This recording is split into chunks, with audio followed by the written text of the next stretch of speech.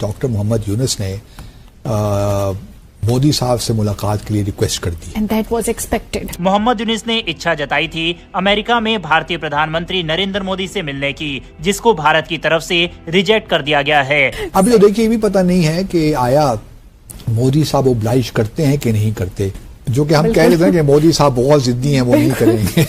India एक के बाद एक हथौड़ा जो है बांग्लादेश पे बरसा, साथ ही से बांग्लादेश के लिए एक बहुत बड़े झटके के तौर पर देखा जा रहा है। भारत ने बांग्लादेश की पनिशमेंट शुरू कर दी है। दूसरी जानिब अगर हम मेडिसिन की बात करें तो अब बांग्लादेश के अंदर आएगा मेडिसिन का भी बहुत बड़ा बहरान, क्योंकि 30% जो रॉ मटेरियल है मेडिसिन का वो इंडिया से जाता है और इंडिया का जो एक्सपोर्टर है अब वो बांग्लादेश के इंपोर्टर पे ट्रस्ट नहीं कर रहा। पर 24वीं दफा IMF के जाना एक 77 साल में एक मुल्क के लिए मींस के आपने फंडामेंटली अपने काम, एनर्जी सेक्टर का खसारा, मालियाती खसारा और एक्सटर्नल का खसारा, ये तीनों खसारे आप संभालने में नाकाम होते हैं और आप बार बार IMF के दर पे मांगने चले। पाकिस्तान की तरह भी अब बांग्लादेश IMF के पास जाता नजर आ रहा है। क्या बांग्लादेश दोबारा ट्रैक पे चढ़ पाएगा? अरे इंडिया ने कितना कुछ किया उनके लिए, क्या नहीं किया इंडिया ने बांग्लादेश के लिए।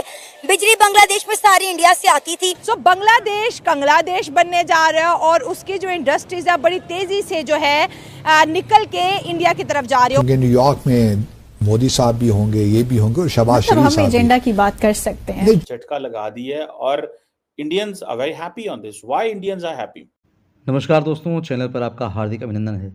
दोस्तों, जैसा आप सभी लोग जानते हैं कि मोदी जी का जो है US विजिट होने वाला है और दोस्तों वहाँ पर उस टाइम पे बांग्लादेश के जो प्राइम मिनिस्टर हैं मोहम्मद यूनुस है अभी, वो भी प्रेजेंट रहेंगे। तो दोस्तों मोहम्मद यूनुस ने सोचा कि मोदी जी आ रहे हैं और लगे हाथ इनसे मिल लेते हैं और थोड़ा सा बातचीत कर लेते हैं। तो जब उन्होंने उनके ऑफिस ने जो है मोदी जी से मीटिंग की रिक्वेस्ट डाली तो मोदी जी के ऑफिस ने स्ट्रेट अवे उनको डिनाई कर दिया कि नहीं भाई, हम आपसे मिल नहीं सकते, हमारे पास टाइम नहीं इतना फालतू का जो तुमसे मिले और तुमसे बात करें। तो दोस्तों इस पर बांग्लादेश काफ़ी अब स्ट्रेस में है, क्योंकि इंडिया उसको भाव नहीं दे रहा उसकी बातों की वजह से।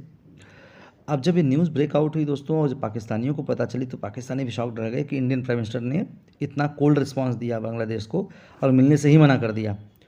तो आइए देखते हैं कि पाकिस्तानी लोगों का, पाकिस्तानी मीडिया का और उनके जो एक्सपर्ट्स हैं इस पर उनका क्या कहना है, इस न्यूज़ पर उनके क्या रिएक्शंस हैं, या पाकिस्तानी लोगों का इस पर क्या कहना, उनका क्या रिएक्शन है। दोस्तों मोहम्मद यूनुस ने मोदी साहब से मुलाकात के लिए रिक्वेस्ट कर दी। And that was expected.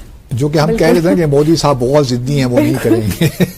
तो ये भारत की मीडिया की खबर है, मुझे नहीं मालूम, डिनाई किसी ने नहीं की। बांग्लादेश ही मैंने कोई डिनाई नहीं देखा। इसका मतलब ये है कि कुछ प्रोसेस चल रहा है कि मुलाकात किस तरह अरेंज करें, क्योंकि न्यूयॉर्क में मोदी साहब भी होंगे, ये भी होंगे और शहबाज शरीफ साहब। हम एजेंडा की बात कर सकते हैं। नहीं, एजेंडा सेपरेट एजेंडा की बात हो सकती है, सिर्फ फरीकी एजेंडा की बात अभी नहीं है। अब ये देखिए, ये भी पता नहीं है कि आया मोदी साहब ओब्लाइज करते हैं कि नहीं करते डॉक्टर यूनुस को। कर लेंगे आपके ख्याल में? अगर कर लेंगे तो अच्छा हो जाएगा। आपके ख्याल से? नहीं, मेरा भी ख्याल करना चाहिए, क्योंकि अगर वो चाहते हैं कि मसाइल खत्म हो, लेकिन इसमें और बहुत सी कॉम्प्लिकेशंस आ गई है ना। दूसरी जानिब अगर हम मेडिसिन की बात करें तो अब बांग्लादेश के अंदर आएगा मेडिसिन का भी बहुत बड़ा बहरान, क्योंकि 30% जो रॉ मटेरियल है मेडिसिन का वो इंडिया से जाता है और इंडिया का जो एक्सपोर्टर है अब वो बांग्लादेश के इंपोर्टर पे ट्रस्ट नहीं कर रहा, क्योंकि उन्होंने जिस तरह से एंटी इंडिया के नारे लगाए। तो इंडिया एक के बाद एक हथौड़ा जो है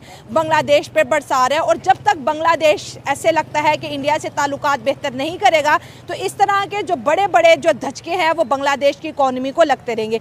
सो अवाम की तरफ बढ़ते हैं और जानते हैं उनकी। 1971 में हमसे डिवाइड हो गए, जिसमें हमारे फैक्टर भी शामिल है।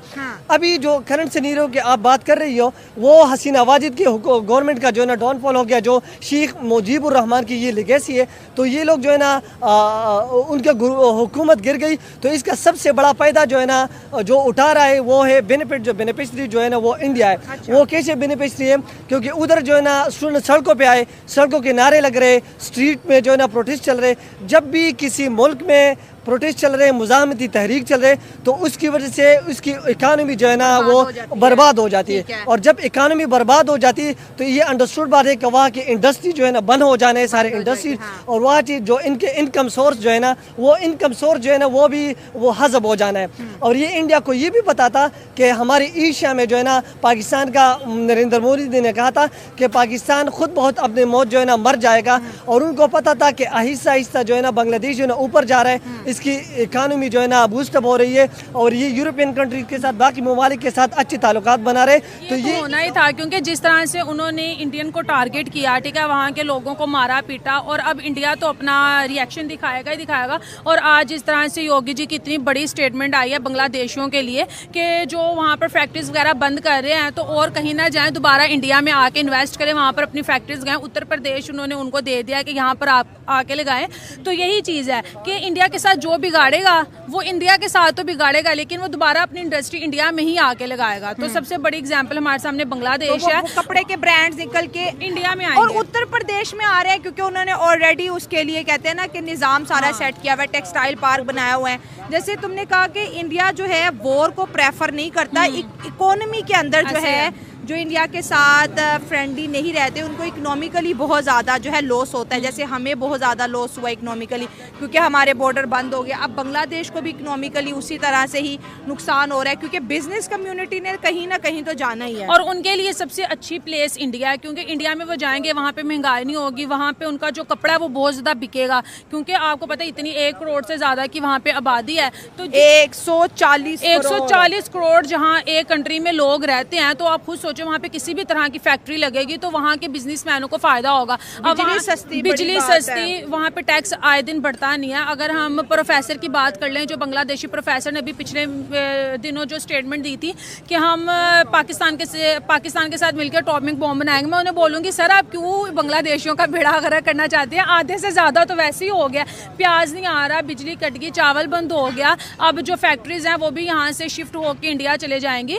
तो आप लोगों के लिए बेहतर यही है कि मैं ये बोलूँगी कि जो आम पब्लिक है उनको तो कोई नहीं है, वो बेचारे तो हम जैसों की तरह यही चाहते हैं कि ये क्या हो रहा है, लेकिन वो फ्रंट पे आके कुछ कर नहीं सकते। लेकिन जो करना चाहते हैं वो इस तरह की स्टेटमेंट दे के इंडिया को और मजीद गुस्सा दिलवा रहे हैं कि हमारे लिए जो इन्वेस्टमेंट है वो इंडिया में कैसे आ रही है, क्योंकि मुझे तो लगता है कि ये सिर्फ हमें पाकिस्तान को ना नीचा दिखाने के लिए इंडिया बांग्लादेश को सपोर्ट कर रहा है।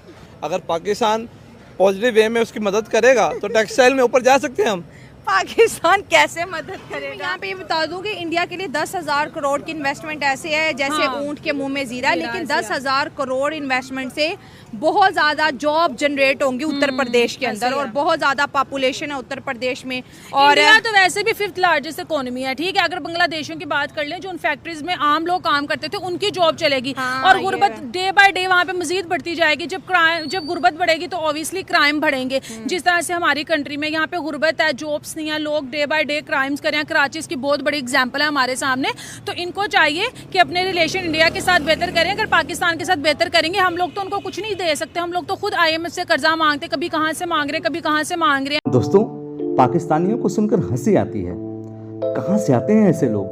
ऐसा लगता है ये लोग हमारे गोले के नहीं हैं, किसी और गोले से आए हैं। कितने तेजस्वी हैं ये लोग। आप सभी हंसते रहिए और पाकिस्तानी कॉमेडी का मजा लेते रहिए, और चैनल को सब्सक्राइब करना और शेयर करना ना भूलें। धन्यवाद।